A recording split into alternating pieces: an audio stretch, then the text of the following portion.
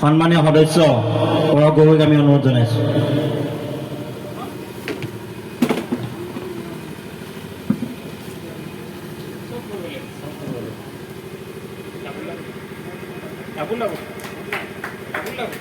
এয়া মঞ্চত সমৃদ্ধি শিল্পী মহন্ত।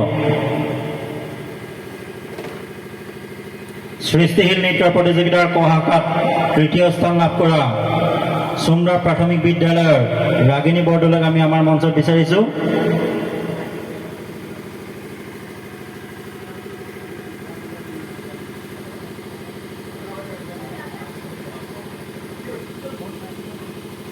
এয়া মঞ্চত ৰাগিনী বৰদলৈ।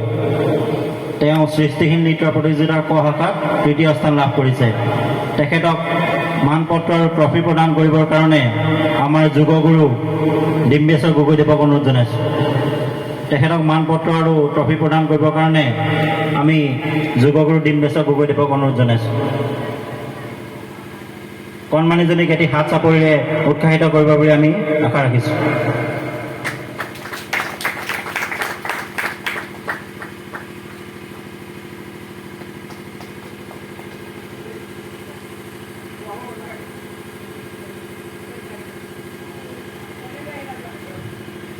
চিত্ৰাংকন প্ৰতিযোগিতাৰ ক শাখাত বিচাৰকৰ বিশেষ বঁটা লাভ কৰা কমাৰচুক ডিব্ৰুগড় প্ৰাথমিক বিদ্যালয়ৰ ছাত্ৰ প্ৰিন্স ভৰালী হৈ কোনোবা যদি অভিভাৱক আছে আমি মঞ্চত বিচাৰিছোঁ।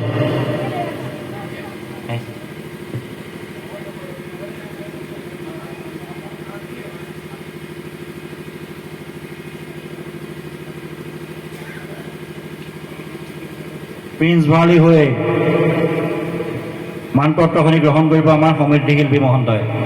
তেখেতক বঁটাটি প্ৰদান কৰিবৰ কাৰণে আমাৰ ভাস্কৰ গগৈক অনুৰোধ জনাইছোঁ।